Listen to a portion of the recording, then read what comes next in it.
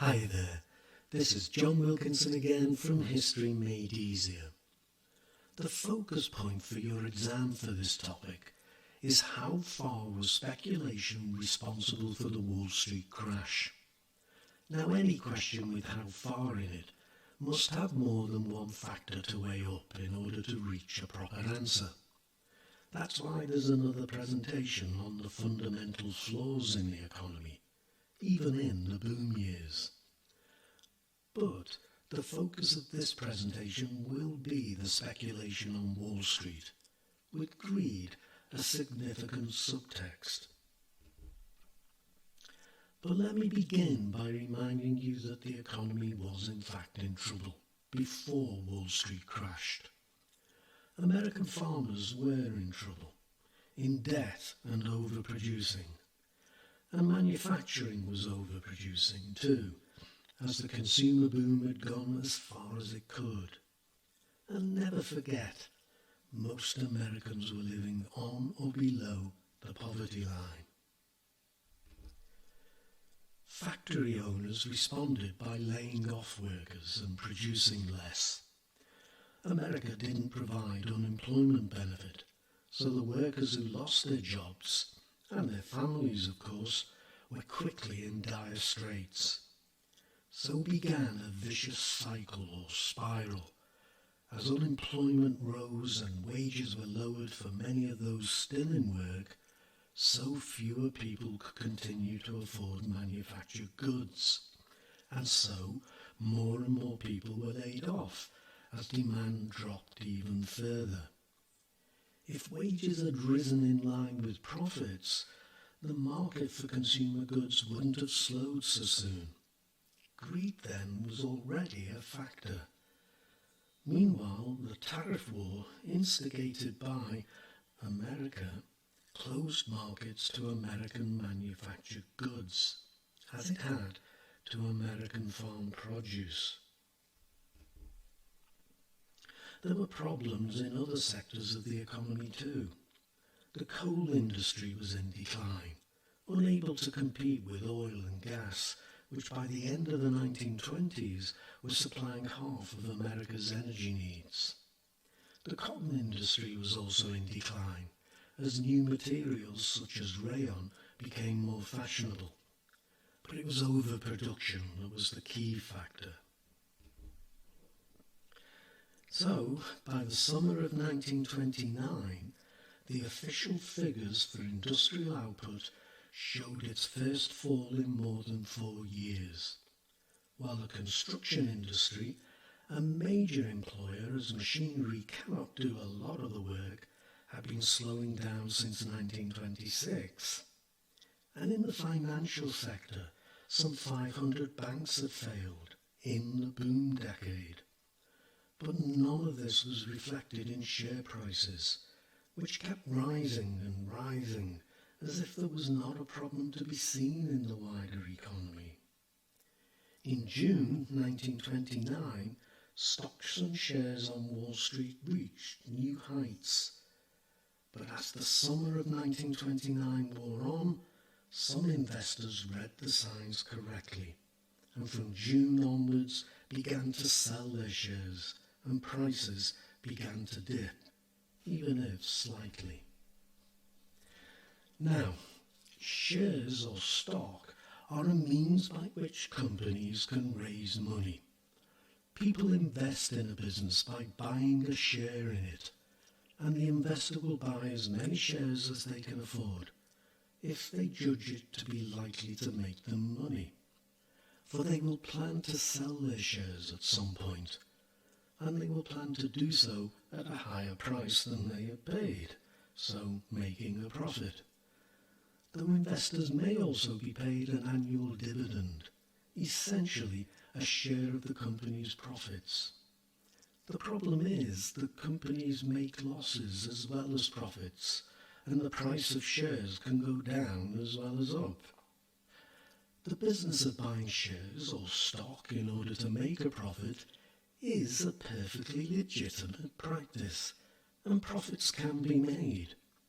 But there are a number of important prerequisites. you need to know what you are doing. You need to be able to afford it. And if necessary, you need to be able to play the long game. That is, wait if your shares don't make a quick profit. But most importantly, the shares have to be worth the price you are paying. That is, the company's performance has to match the price of the shares, a factor that brings us back to knowing what you're doing. What happened in America in the late 1920s is that because great profits had been made buying and selling shares, more and more people were attracted to the shares market as a means to make easy money. Playing the market became a national pastime, with millions of shares bought in a frenzy, certainly without enough thought. Participation was on a massive scale. About 451 million shares were traded in 1926. And whereas in 1920 there had been only 4 million shareholders, by the end of the 1920s there were some 20 million. To give another perspective, the American population at the end of the 1920s was around 120 million. Given that more than half of that figure were living on or below the poverty line, it meant that nearly all those who were doing well were involved in buying shares, and many of them simply didn't know what they were doing and couldn't really afford to be taking risks. Now, although investing and speculating are in essence the same thing, after all, they both seek a profit from their investment, a distinction can nevertheless be made. Whereas investors tended to take a longer-term perspective, aiming to accrue dividends over many years from their shareholding before selling, speculators were looking for a quick buck, selling as the price of their shares rose. Investors make a very careful analysis of the company they are buying into. Speculators tend to make their decisions on hunches, rumours, or simply blind expectation. In truth, greed had taken over from rational decision-making. In the 1920s, the majority of speculators had little experience, and their only hunch was that prices would continue to rise. Now, one of the most basic laws of economics, that if there are more buyers than goods, prices will rise, had the effect of driving the share prices up.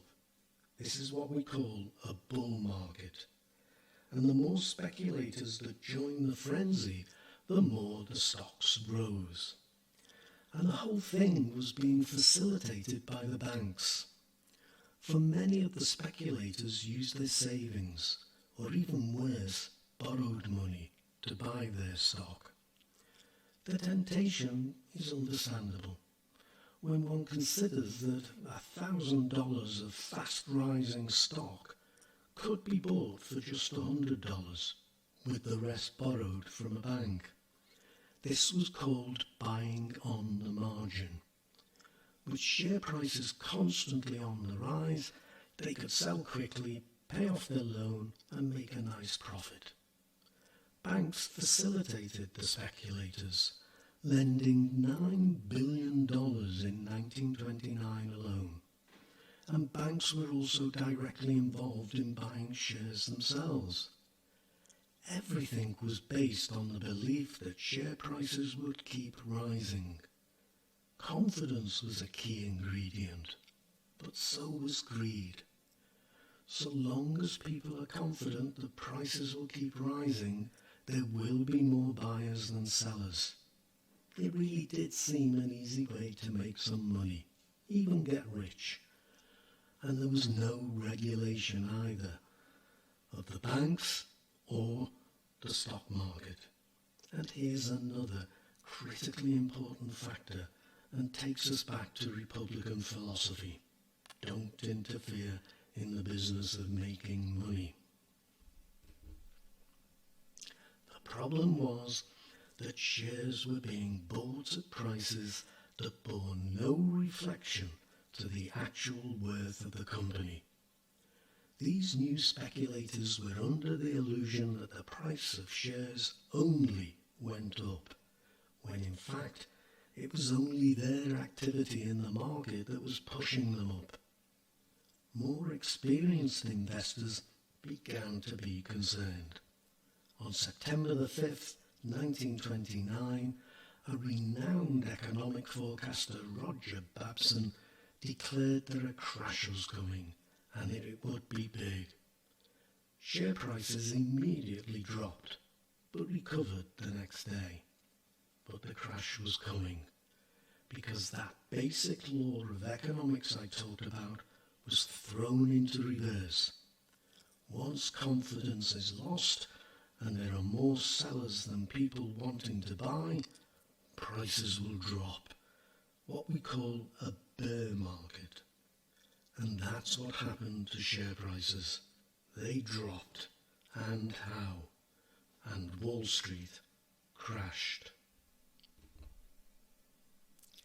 As always, important detail is left out, but you will find it in my ebook. And I think I've given you important insights into just why the American stock market crashed in 1929. As always, I do thank you for listening. Spread the word if you find my presentations useful, and subscribe if you haven't already. There are no catches. But for now, cheers.